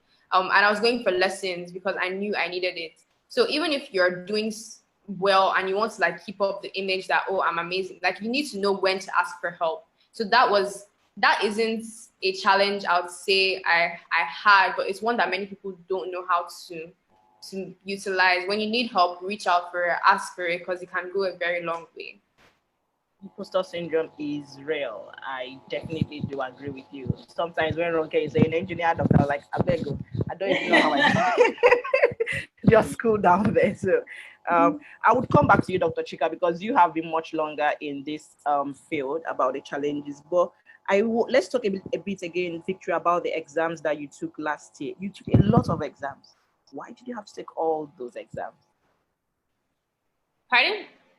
You took a lot of exams. Why did you have to take like how many? 50? I took 5. So I took IGCSE, WAEC, SAT, JAM, and IELTS. Why did you have to take all those? Oh, okay. So WAEC is compulsory, so it's my school leaving exam. I have to take it, and then I took JAM because I am applying to a Nigerian university, so you need JAM to matriculate. I also took the SAT because I'm not only applying to a Nigerian university, I'm applying to some universities abroad, and you need the SAT to apply to American universities. I took IELTS because if you're applying to a school in Canada or the US, well, not all US schools, but mainly Canada, they want to see that you have some kind of test of English. What's the last one? Yes. No, I already said IELTS. Okay, I took IGCSE because my school allows you to take the exam, and I know that it can help to strengthen specific applications that you apply. Like if you're applying to particular schools, they won't just want to see WAEC because many schools abroad don't trust West Africa. So having the IGCSE, because it's a Cambridge exam and it's a British exam, I took it to strengthen my application and also to prepare myself for WAEC because I took IGCSE before. So studying for IGCSE really, really helped me like get set for WAEC. So you're keeping your options open anywhere in Canada, US, anywhere. Yeah. So a lot of people ask very specific questions about how to prepare for these exams. I don't know if we have the time to go into that, but can you say one or two things? So the first thing I'll say is that's like I get that question a lot and it's not very easy to answer the question. So that's why I'm working with Data Science Nigeria to help answer that question. So we've been doing a lot of recordings on radio and it's on my Twitter if you want to learn more about it. There's a Telegram group chat where you can come and ask questions. I think that's the easiest way to ask. And if you tune in on radio, you'll hear advice from me at least once or twice a week. And I also walk through past questions. So I show the best way to approach past questions. I explain, especially WAEC and a few JAM past questions. For the SAT, there's a Google Drive file that I have. So if you join the Telegram group chat, that's the easiest way to get it from me. If then you can, also, I don't know. Okay, go on. Yeah, and then so generally, I can't really say the advice now. That would take a lot of time. It really takes too long to break that down. But I'm trying to provide that resource because I feel bad for not being able to answer all the questions I get. So if you join the Telegram group chat, I'll be able to answer the questions much more easily, and you can even ask for help with past questions. So they're getting teachers on board who'll be there to like solve past questions and break them down for you on that group chat and on radio. You'll be happy to share the link to the Telegram group, your Twitter page, your LinkedIn, everything. We need all that link if you can now. Otherwise, if you just send it to us, then we would share it with everybody that registered for this program. Okay, but if you can drop any of those in the chat box. I'm trying to like open my Twitter and stuff. So I'll just drop my Twitter so you see all the details are on my Twitter, everything that you need, because instead of sending a bunch of links, I'll send my Twitter. Okay. Thank you very much. You talked a little bit about your plans for the future, bioinformatics. Do you want to tell us how you came about that, or through your research? Or maybe let's go to your mom. Okay, I'll answer the bioinformatics question, then I'll drop the link in the chat section. So I kind of thought I wanted to go into medicine, but I wasn't really sure. But I mean, I knew I liked biology and chemistry. I don't like physics. So I always enjoyed biology and chemistry classes. I'm interested in a lot of problems in the medical field. I'm interested in research going on in the medical field, but then I also equally love computer science. So I've developed a mobile app. So I wanted to find a way of overlapping the two. I didn't want to just say, oh, I'm a computer scientist, so oh, I'm a medical researcher, or I'm a doctor. I don't want to be a doctor, or I'm a doctor. So I realized I didn't want to be a medical doctor, but I'm interested in research. So I'm interested in furthering knowledge, because people are still trying to find a cure to cancer, for example, or people who are developing the vaccines are not necessarily the ones doing the surgery. So I, want to be part of that research and somehow bring computer science into it. And that is what bioinformatics is, really. So bioinformatics is a field that overlaps both computer science and biological and medical sciences. So you can use like machine learning to basically reprogram the circuits of life, or you can do data analysis for vaccines that are in development, or you can, and one of the research areas I'm interested in, this is the research area I'm interested in, there's research going on where people are using DNA to store digital data. So in a couple of years, instead of using flash drives and hard drives, might be storing like our pictures and music and all our digital files in our DNA. And that still has a long way to go, but that's a particular research area that drew me to bioinformatics that I hope to pursue at university. Cool. We have a bioinformatics researcher in the chat box, Dr. Angela I Makolo. noticed Angela. I think she's at the University of Ibadan, so she's very, very happy to have you on board. So let's go to you, Dr. Chika. You have been in this tech journey for quite a while, and you were able. You said you didn't live a balanced. I don't know. I can't remember how you put it in the video. But again, shout out to your husband who has, from the video, supported you all the while. We have also some young tech people in the room. So we want to hear from you how you were able to navigate through. Were there times that you had to take a break from work to face the kids? Were there times you had to take an undesirable job? Just walk us briefly through the sacrifices you made in the STEM field. Yeah, okay. So thank you so much. Well, I think that video actually really did a good job. Yeah, but the thing is, initially, let me tell you the truth, from my background, I never wanted to be a lecturer. I wanted to work in an oil and gas company where I can make money. That was what was reigning during our time when we were in the university. Because I looked at the kind of lecturers we had in the classroom, I said, no, this is not for me. If I actually want to be a lecturer, I want to do it in a different type of way. Not the one before you talk to a lecturer, you do the sign of the cross and all that kind of thing. So I said, no, that's not my field. I need to go where I will make the money, because I came from a very humble background and I needed to build some big houses for my parents. Yes, I didn't want that. So, but the thing is, I graduated as the best girl in my department from first degree. I studied computer mathematics, where we never touched computer. You know what it means? Just study and come out. That day, in those days. So that's the difference between what we have now and what we had then. You will go and study computer science and mathematics in an institution, and you will look at the screen of a computer that shows Fortran 7 and Fortran 4, and you won't touch anything. Then, so I struggled to be able to distinguish, should I actually continue with these academics? Because they kept me as being one of the best graduating girls in the department. They gave me a job as a graduate assistant. So I started pursuing masters in University of Port Harcourt. And I asked myself, what am I actually doing? And then marriage came. And in those days, when marriage comes, you drop everything, marry first and continue. Then when you marry and you have children. So these things started coming, and I was just there. I wasn't doing PhD. I completed masters, continued doing taking care of my children. And luckily, I have a husband that is supportive. He was the one catering for the house. But it's not easy when you're doing that kind of job that does not really pay, and you want to see the doing what you really want to move. But because I have someone supportive, so I actually had the time to take care of the children. We got to a stage, my husband said, no more children, go and get your PhD. And I said, even if I want to do PhD, it cannot be here. It will not help me. I have seen what is here, and it's not really encouraging. That's why I started the search to do my PhD outside. I started looking for what to do, apply, got something. And I told God, if I actually want to be in this thing, I need to be a different type of lecturer. I just don't want to be that one that carries title and be moving around. If you see me, you will know the difference between me and my student, because this doctor, I don't really remember it. When I got the PhD, I asked like, what is this?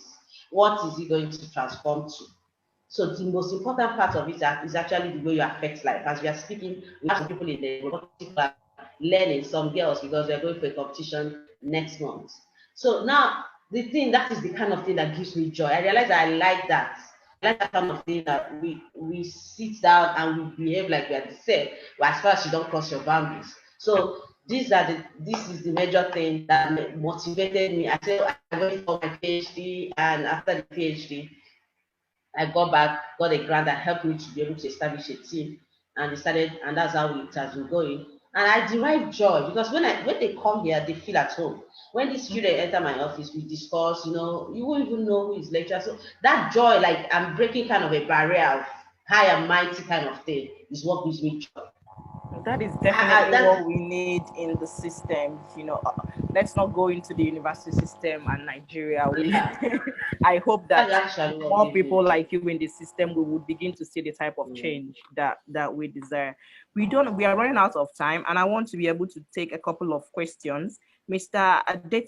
Adeti from Regan Memorial School, he asked, I've noticed that girls do not like tech profession, and the little that wanted to do, their friends do mock and even laugh at them, making them feel lonely in the line. What can we do to encourage these ones? Victory, did you ever experience such? Did you have people try to discourage you or laugh at you? Yeah. I haven't experienced it, but I know people who have experienced it. So I know lots of people who feel like doing those kind of innovation challenges or going into anything related to coding or computer science is just not for them. And I think that we still have a long way to go in that respect in Nigeria. But the teacher that's speaking, I feel like he can be the first person to push those girls. I mean, as a teacher, you have the power to inspire them. You have the power to push them on. I keep making reference to Technovation Challenge because that was my big break, or where I became very interested in computer science. And one of the reasons my team and I were able to go that far was because we had a mentor who was our teacher in school that was always encouraging us and allowing us to know that we can do it. So those girls and the people they're surrounding themselves with are probably not the most positive or the best energy, but being there for them is definitely a step. So just reminding them that they can do it. And then when they're able to be victorious or do something with that superpower or with coding is when they realize that they do deserve to be there. And then show them stories of girls like them who are doing those things. So it's necessary to have good role models. It's necessary to look up to the right people. So who are they looking up to? Have they seen people like them who are Black or Nigerian and who are developing things, who are coding? It really, representation is very important, because when you feel represented, you feel motivated to be able to do those kind of things. Okay, thank you. Olive says, great to see how well you've matured, Victory. I remember you as a little girl in Cape Town. Princess, again, she says, parents and teachers can do their part in exposing these kids. Without this guide and exposure, only few will be able to find out these things. So definitely, we are all saying here that the parents have a big role to play, and the school also has a very big role to play. While I try to get more questions, I still have some on my list here. What is very interesting about you, Victory, is that you're not just good academically, you have also excelled in practical, hands-on, just like your mom. So young girls are asking, how can they, people that are interested in hands-on design, can you guide them on paths they can take to achieve this?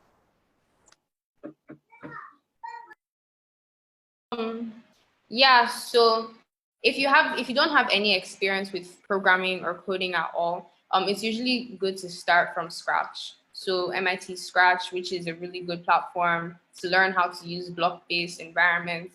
If you have a bit of coding knowledge or coding experience, you can always take a course on, yeah, you can take Python courses. So there's Udemy, there's Coursera. Then I know there's this free course on edX, so EDX. Let me see, I should be able to type everything in the chat section. So edX also has this introduction to computer science course, which is a really good place to start. It's actually Harvard's Introduction to Computer Science course. The CS50 is free. So you can find free courses like that, or you can even follow like a YouTube series. There's another one called Python for Everybody on PY4E. So I'll type everything in the chat section so you can check out which ones are most suitable for you. If you have no coding experience, I recommend you start with Scratch. There's also code.org, where there are frequent coding classes. If you're really experienced, you can try free coding camp. So there are many. There are numerous that are free and accessible as long as you have internet.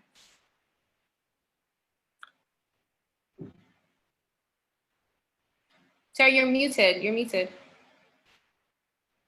Thank you very much.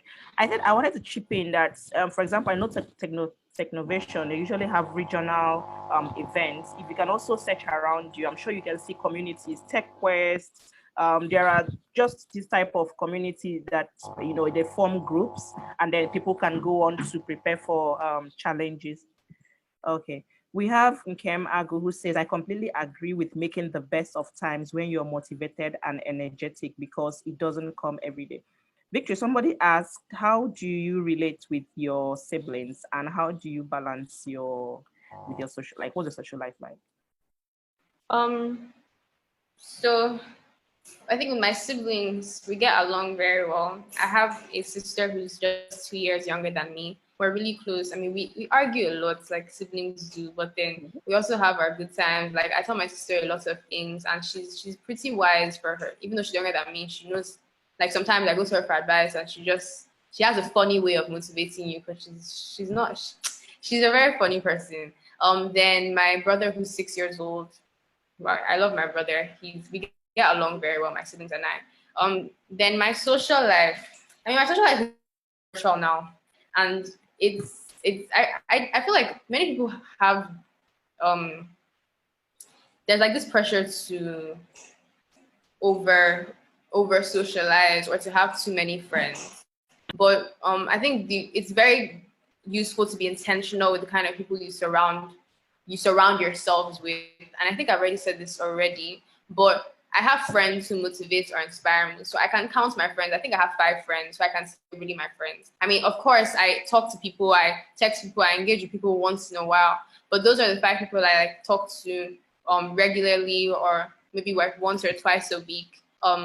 But these days, because I don't go to school, my social life is just virtual on WhatsApp, on a little bit on Instagram. I haven't really been on Instagram, but my social life is close. Like I have a close circle of friends, and it's really good to have that close circle as early as possible, I believe. Okay. So Dr. Chika, can you say her social life is balanced? Do you think so? You think she has a very good balance, social and well, I can say yes. as the checker, you know, you're the checker. You're the yes. I can say yes because really, this is the time to harness your potentials. So she derives more joy in whatever she's the type of person that likes to accomplish. You know, we have different types of people. Her own is she derives joy in accomplishment, and she has a lot on her plate. So that's deriving joy in doing that. She, even when sometimes when you're talking to her, she will switch off. She has a lot to do. So I can say yes, she's balanced because when she goes to church, when we are going to church, she was leading in the service. She was directing the service in House on Rock. So she was fully involved. So that's where she derives joy. She goes there. She's always happy. She comes to when she's doing anything research, she's happy.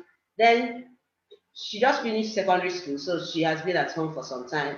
But at least she relates with people around her. So what other social life do you think you can have? It's even not good to she's lucky to have discovered her path on time. You know, what she has discovered now, discovered in master, so discovered in PhD. That's what I can say, because I'm an educator. I see people, they have different levels of growth. So some people will discover, like me, before I discover what to do in my research, I've finished giving birth. But she has discovered what she wants to do already now, because that's her passion and she's following it.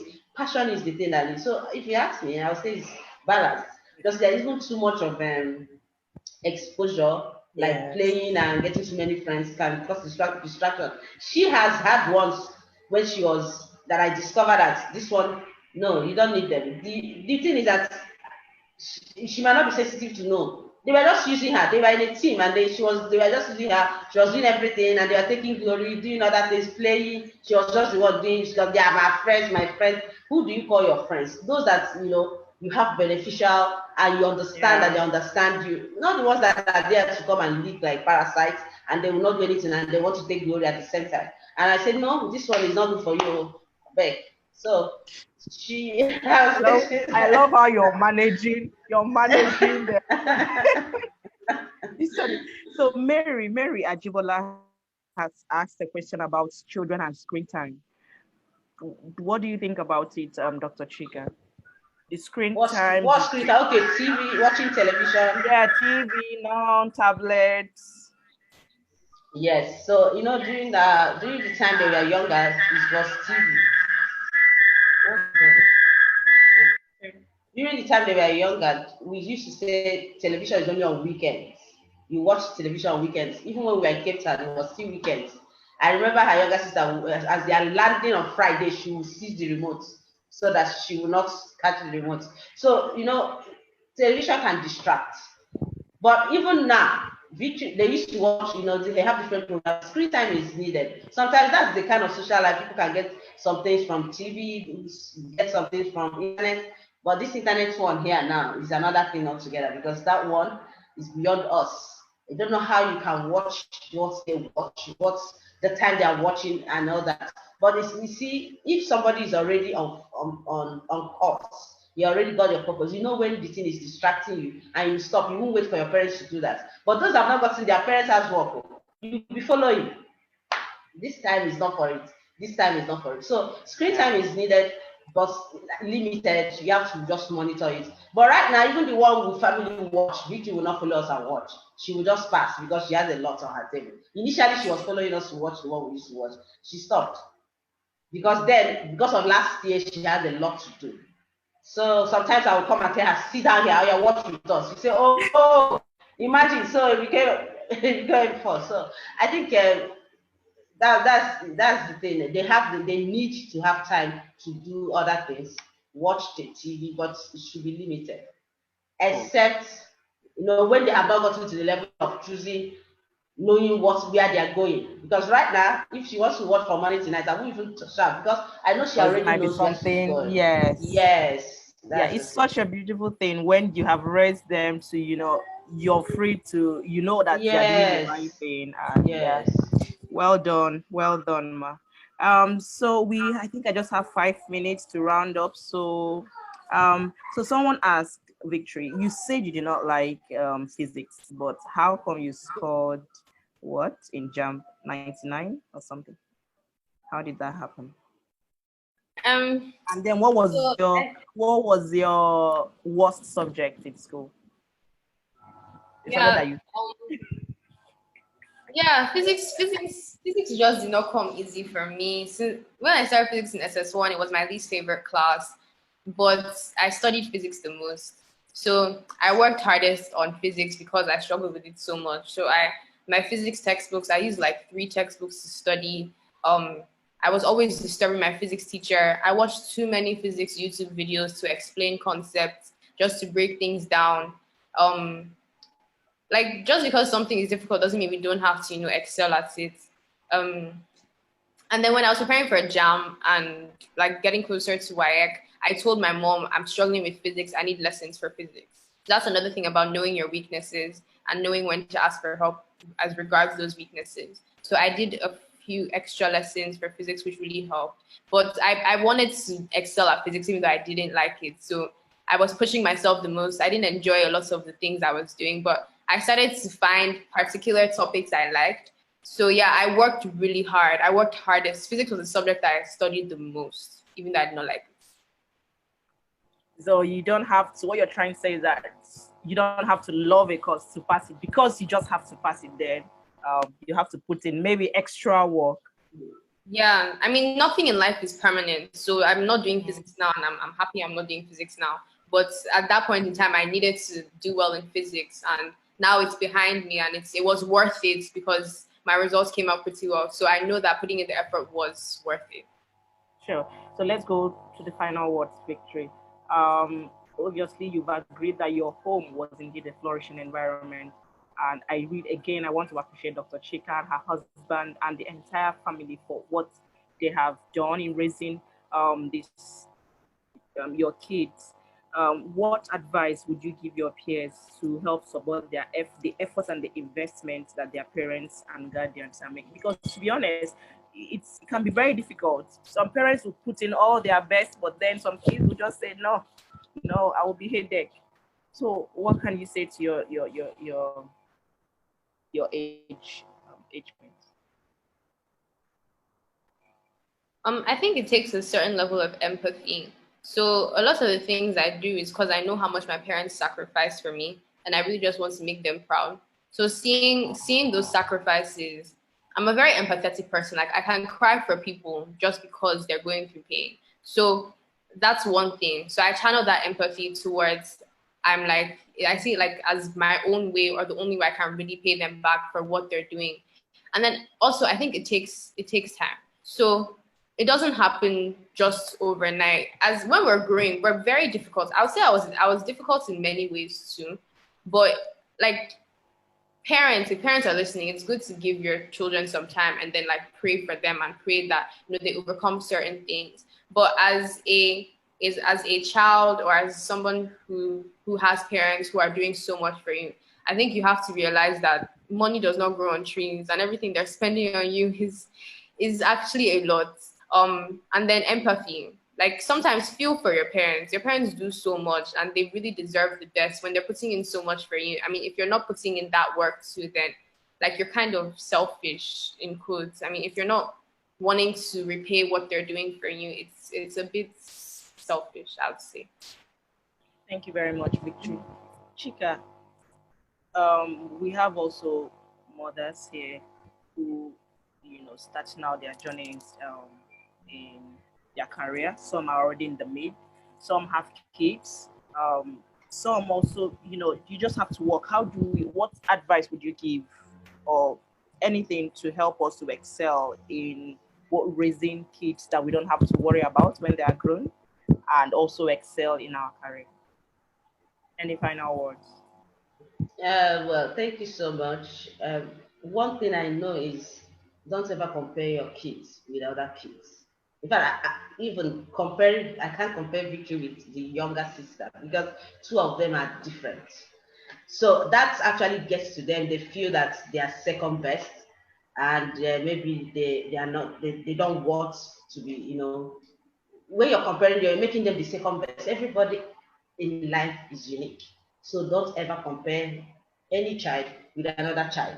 And that's one thing that Victory said, that she has empathy. Do you know, even with this her grades, she still feels that those that are not up to that she can help. And that's so that you can't be Jesus. You can't save the whole world. So you can just have a small niche where you can do small things. So the thing is, know your child, know the path the child is in, and help the child to get to that path. Because my second daughter now, it's not like she's going to be like Victory. I know her path already. That's the one that'll bring the money in the house. Victory is going to be bringing awards, but that one is bringing money. Because after Victory, that will be carrying placards for you. We go create a place, you put in the awards. That one will bring money. So when I'm praising her here, I'm saying, this is my money. So those things give them joy. Make sure you are the first fan and biggest fan. The more you praise them, the more the best comes out. I've noticed that a lot in people. No matter how bad you think they are right now, not everything can be changed. Always try and be your children's biggest fan. It starts from home. The way you are making your home is the way you're going to die. See, scripture says that we are the home builders. So that's why I said that I'm building this home. It must work. Oh, and the boss. When I say boss, what I mean is I'm building the home. It has worked. So that is making the biggest fan. And as the boss, do you have plans of how to manage pressure? Because I mean, she speaks very well. She's very confident, but we are all human beings. Probably there are times that she's weak and maybe crying in her room or something. And one of them could come from pressure, because now people are expecting her to excel. What is your plan? How are you going to She does that. So I see. In fact, she doesn't even need to tell me she's under pressure. I will see it. The second sister too, the same. That one feels she's a hard girl. It's the second sister, second sister, she feels she's a hard girl, but immediately I see that she's weak. There was a day I just saw. I saw that this one is already broken. Something is disturbing her. She started crying. So my husband just passed. Your daughter. So I said, okay, no problem. He said, it's come. I said, so she started telling me the pressure she was going in school with her teacher, a female teacher that said some things. I sat her and I said, but you're wrong. Because that one, she says it. She does not fear anybody. The teacher told her, this thing you made is wrong. This thing is, okay, if you think I marked it down, go and show the teacher. Go and show the head, the principal. I said, I'm going there anyways. I said, what? The way she did it, I'm going there anyways. Telling the teacher that she was going to go and give it. So I said, so they fired her. Then she passed through stress. Victory on. When her WAEC was seized for 6 weeks, let me tell you, she wasn't even going trauma more than me. They seized her WAEC result for 6 weeks. So the school, everybody, we are all shattered. So I was now wondering, that week's graduation before the result came, they were not sure when the results will be released. And I've written WAEC, we've written everything. School has been going there. So Victory, she was supposed to go for her graduation without WAEC results. She came in the night. I said, are you prepared? We called a tailor, make a dress. She was not interested. She came to the room. She broke down and started crying. I said, why are you crying? She said, I don't want to graduate. I said, stop it, God forbid. I said, you want it, that WAEC will come out. Me like saying it doesn't mean that I was strong. But I had to be strong because she was weak.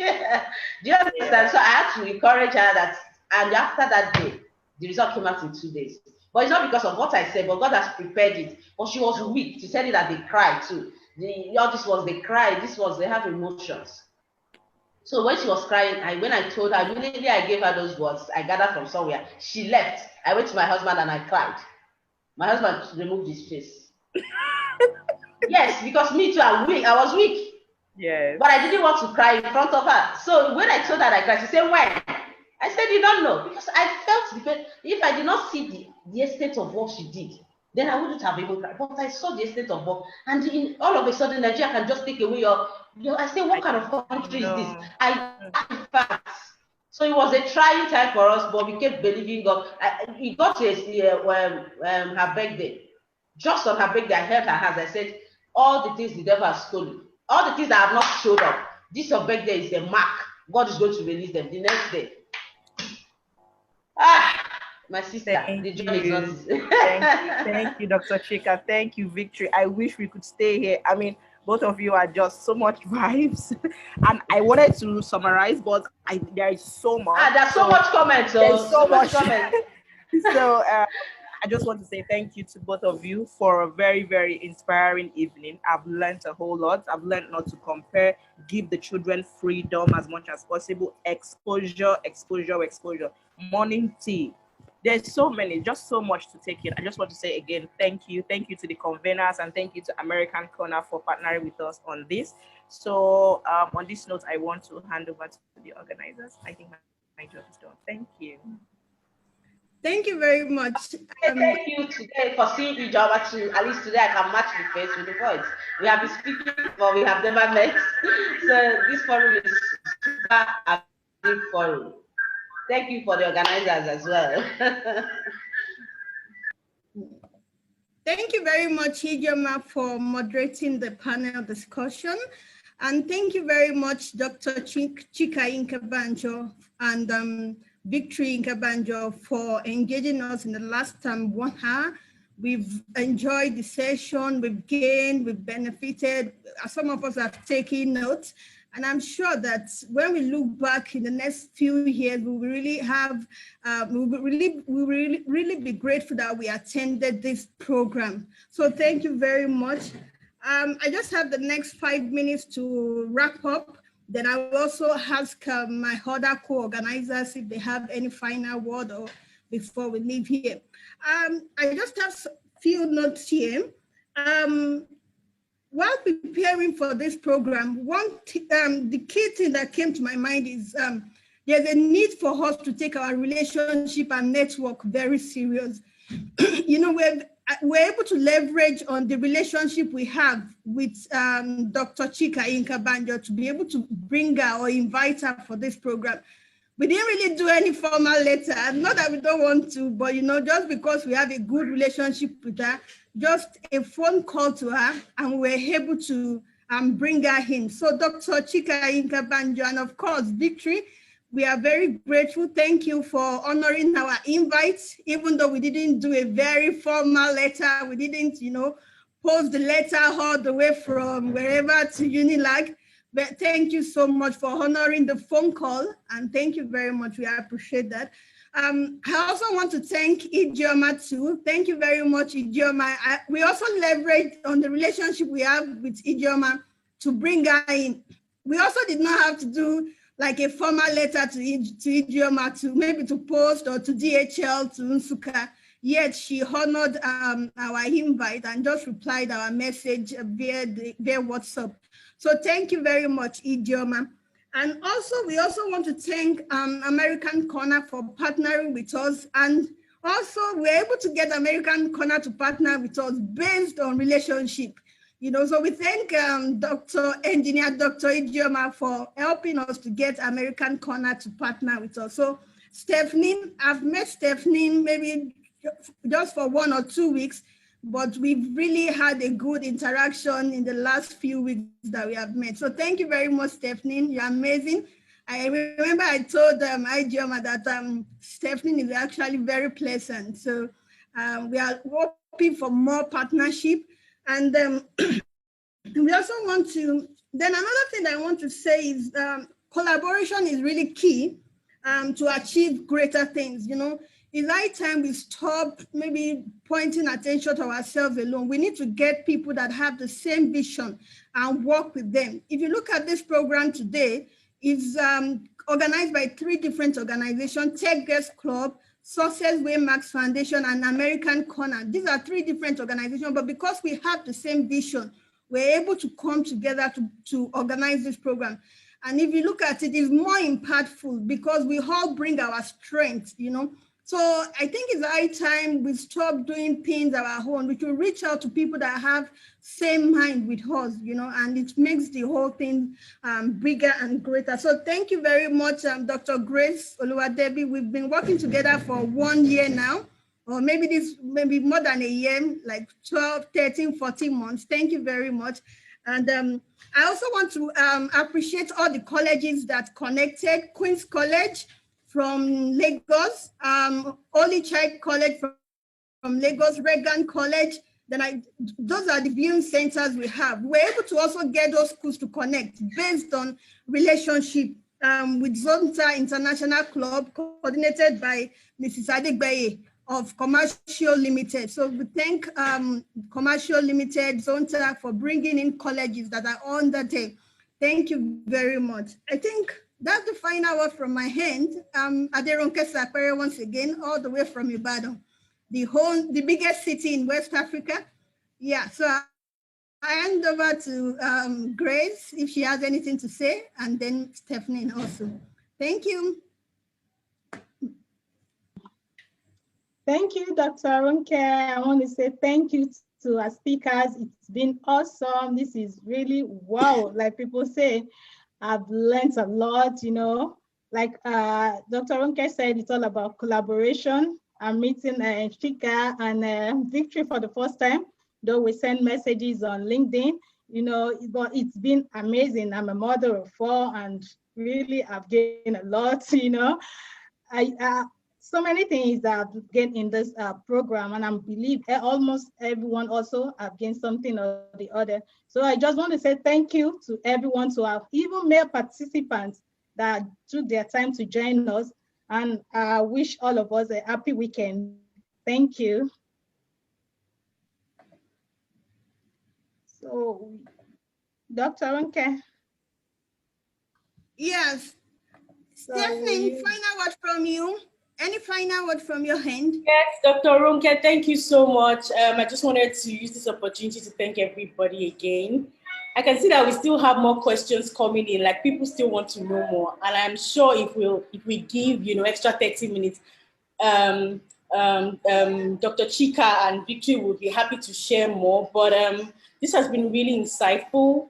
Myself, I've gained a lot from what they have both shared, and I'm so happy to have met them. And trust me, I'm going to leverage on this network that we have built and take advantage of it. But just to encourage everybody, I'm coming to your office. Unilag, you see me? So Unilag is not far from the American space, so she'll be visiting. I'll be visiting her, often.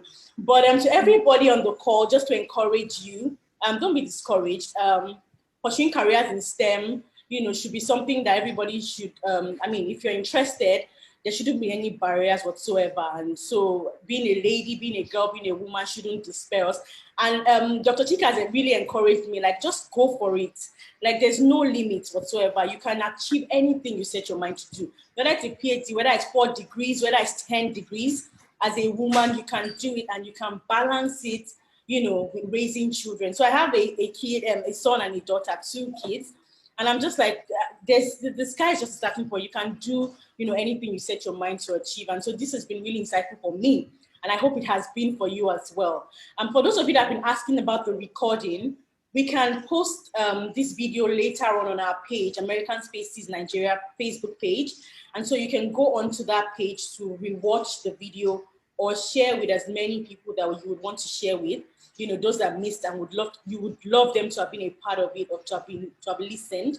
You can share with them from our Facebook page, which we'll upload later today. And so just go there and share with as many people as you want or rewatch. I think that's the best way than sharing or sending the videos. These things are really large, the files are large, and so sending to your emails may not really work.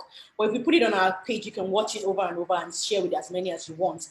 And so I would put the link in the chat so you can get it. People already asking. But yeah, thank you so much, everybody. And please take advantage of the resources that American Spaces in Nigeria provide. These are free resources accessible to anybody, anyone. All you have to do is just register to become members.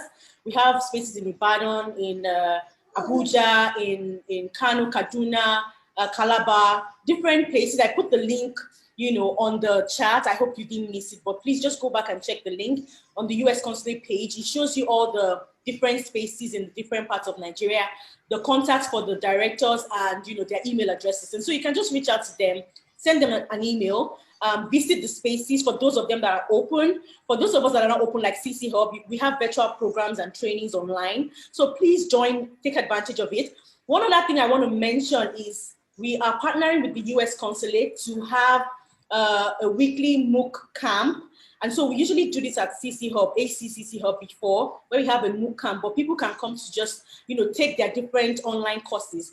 But starting in March, we're going to be having, specialized courses that people will take for a period of time. And then after that, you will get a certificate issued from the US Consulate after taking it. And I know that's one of the worries people have, like, I'm taking this course, what else? And, platforms like Coursera, EDX, Udemy, they ask you to pay for certificates, and some of them may not have the money to pay. And so what's the proof that, you can show employers that I actually took this course, we will give you those certificates for free. And so that's another thing to take advantage of. And lots of other resources that we offer. And so let me not talk too much. Please connect with us through our social media channels. We'll be happy to hear from you, and we'll be happy to, help you in any way that we can. Thank you so much again, everybody. It's been great. Have a wonderful weekend, and well, enjoy your Valentine's tomorrow. All right. I think we can close the meeting now, but if you'd like to stay back and enjoy the violin play by Victory, you can please stay back. We play the violin just before the start of the program. So if we're not able to connect even 20 minutes before the start of the program, you can please stay back and enjoy the violin play. Just like we have said, Victory is all round. She's not just excelling in her academics, but she's also excelling in other areas of life. So I'm sure you will be inspired as you listen to the violin play. Thank you. very much. Yeah. So Dr. Grace, you can help us to play the violin. Yeah. I'm gonna put it on now. Yes, I think we have come to the end of this program. Then if you'd like to partner maybe with us for future program or future events, please feel free to send message to any of the organizers or to our emails or Facebook page. Thank you very much. Thank you once again, everybody.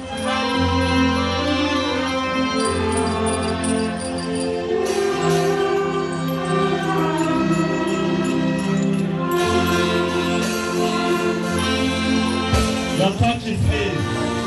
Thank you.